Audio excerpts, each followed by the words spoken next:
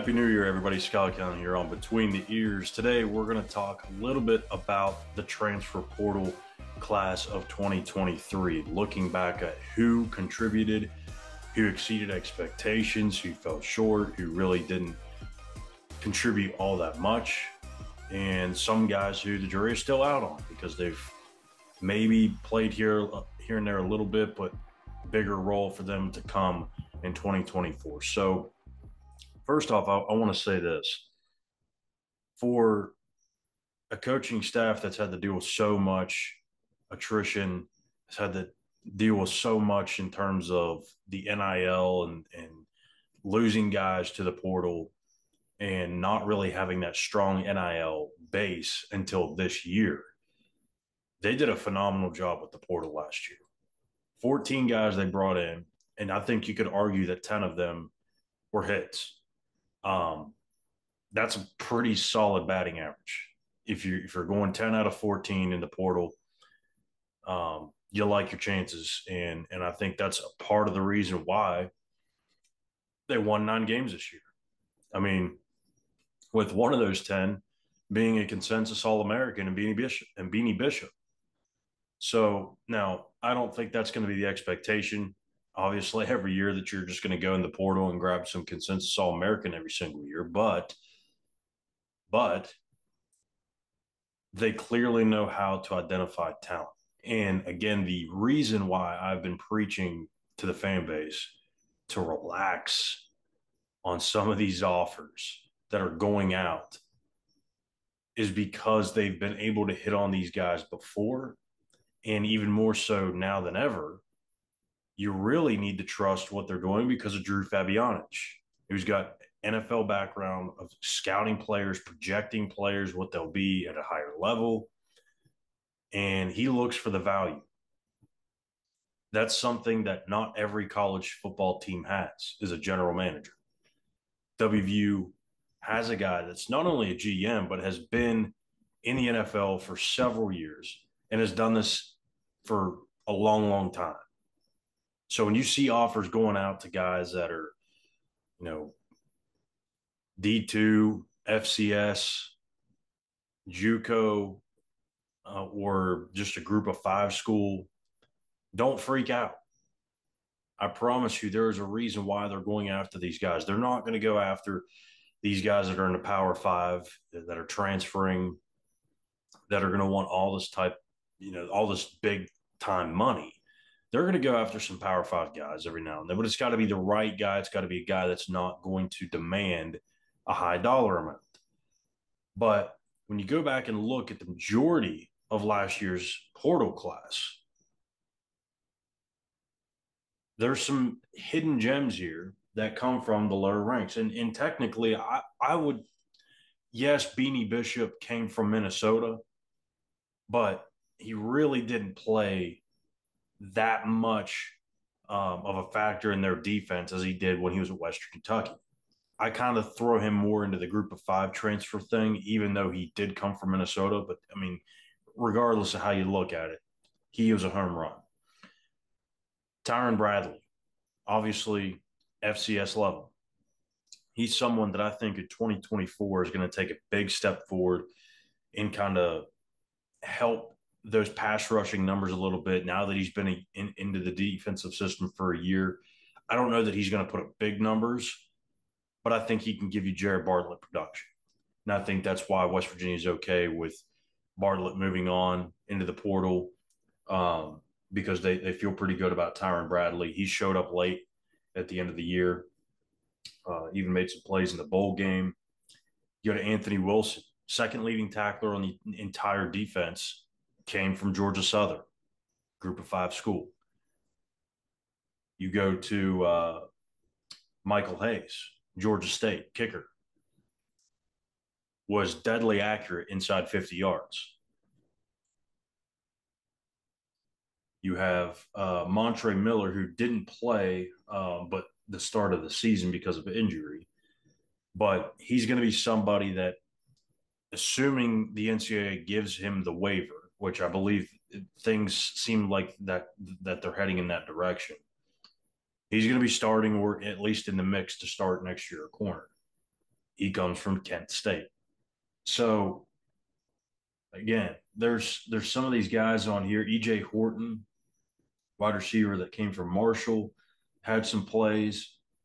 So there's going to be some of these guys that come from the group of five levels that are going to make that jump and be better than what you would think coming from that level. Now, there's also going to be some Power Five guys. But looking back at last year's class, the guys that came from the P5 level, Tim Durajaye, who really didn't play at Kentucky, got his red shirt in, made a couple of appearances.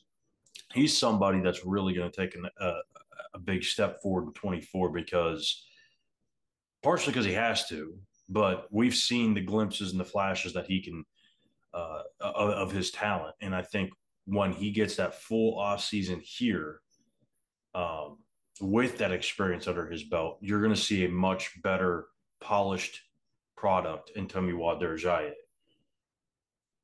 Go down to Fatorma Mulba, same thing.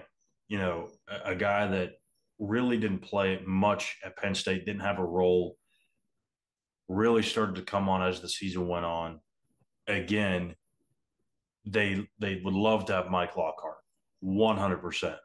But with Mulba showing the progress that he did, Hammond Russell, some of those other guys, Corey McIntyre, who they're really high on, they feel good about that interior spot that they weren't going to ever pay Mike Lockhart. That was never going to happen. Mike Lockhart was getting paid pretty decently through his NIL, but they weren't going to up that to keep him here. They feel really good about those three guys. Really feel good about Mulba. Devin Carter was the leading receiver in terms of yardage. Only had 2 touchdowns. Didn't really catch a whole lot of passes. I think he ended up somewhere between the neighborhood of 20 and 25. So you would have liked that a little bit more production out of him, but he did what he was supposed to do. And I don't think he was ever going to come in here and catch, 50 passes for 700 yards, but he did what they needed him to do. Cole Taylor led the team in receptions, led the team in touchdown catches as well, I believe, with 4, if memory serves me correct. Absolute huge find, absolutely huge impact, and is going to be someone that will be on NFL draft radars next year. Could be one of the best tight ends, not only in the Big 12, but in the country. You have that connection with Garrett Green, and now you know what that chemistry is like. There's going to be more playmakers going into the season out on the perimeter than you had entering the Penn State game last year or this year. So I think teams are going to be more aware of Cole Taylor, but they're also not going to be able to just solely focus on him maybe as they did at times this season, because now you've gotten some guys that are starting to become, I wouldn't say proven commodities, but they're well known in Traylon Ray, Rodney Gallagher. You're bringing in Jaden Bray from Oklahoma State. So there's other weapons that you're going to have to pay attention to. Now, as far as the misses, Noah Massey from Angelo State, wide receiver from a lower level, he was never. The more I think about it, I think he was more of a low risk, high reward type of guy that they wanted to bring in to add depth. And when I watched his tape and I looked at his size, looked at his frame, I'm like, man, this kid could be pretty decent. He could serve some sort of a role. And I thought he would be somebody that could, maybe come in and catch 15, 25 passes and have some sort of a niche role in this offense. But he just never really materialized. They kind of went the younger route. They wanted to give those opportunities to Traylon Ray and Rodney Gallagher, Hudson Clement, and those guys. They took those opportunities and ran with them. So why go away from the young kids that are going to be here longer? So I understand that one. I was pretty damn wrong on that one, but that's okay. Day Day Hawkins, I don't know if I really classify him as a miss. He was a really good locker room guy. Played well on special teams, did well when he got rotated in on the defensive line. I don't want to really classify him as a miss.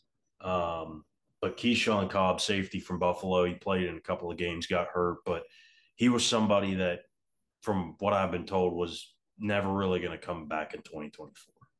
They they felt like they could find an upgrade in the portal, and that's not really much of a loss. So that was just one they I don't want to say misevaluated, but misevaluated. Just Jay Sean Polk, wide receiver from Kent State, had some injuries and whatnot, but he was going to be a return specialist. Just couldn't stay on the field.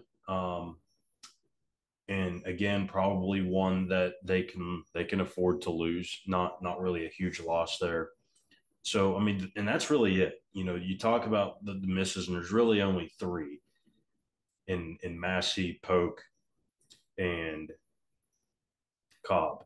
And again, I don't really classify Hawkins as a miss. EJ Horton, I would say the jury is still out on. But if you're talking 3 out of 14 being misses in your portal class, it's pretty damn good. So again, I like where this coaching staff is going in the portal this year. I think they've made some intriguing additions, especially in the secondary with TJ Crandall and Aiden Garnes.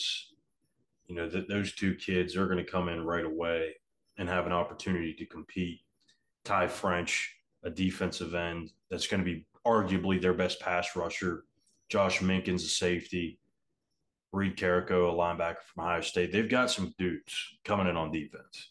I don't know if any of them are going to be all league level. I don't know if any of them are going to be consensus All Americans like Beanie Bishop was, but I think they're finding the right pieces that are going to help this defense improve in 2024. Because I think as a unit overall, they fell short of where they should have been. I think there were some high points outside of Beanie. You had a 9 to 10 man defensive line rotation. You saw some flashes out of your young linebackers and Trey Lathan and Ben Cutter. You're going to get Josiah Trotter to add to that mix. But there needs to be better consistent play across the board. And that's not just the secondary. And I think some of these guys that they're bringing in through the portal are going to end up doing that. So looking back on it, I would give West Virginia a B plus, maybe even an A minus. I think I would give an A minus with their grade from the portal class of last year. And a lot of that is, I mean, if you find a consensus All American, that's got to weigh pretty damn heavy. And then you add the fact that you only missed on maybe a handful of guys, less than a handful of guys. That's a strong class. So A minus for me on the 23 class for West Virginia. We'll see how they round things out in the 24 class. Stay tuned. I'm going to update the transfer portal tracker that we've got going on for the targets, guys that are committed to West Virginia, guys that have entered the portal from West Virginia. When we get that updated this week, been busy with the holidays, so we're going to get that updated. Make sure you check that out on our site at Mountain Eers Now. And we'll be back tomorrow. Not sure what we'll talk about, but we'll be back tomorrow with a new episode of Between the Ears. I'm Schuyler Callihan. Make sure you hit that subscribe button on YouTube at Mountain Eers Now and give us a follow on X at the same name. We'll see you guys tomorrow. Take care.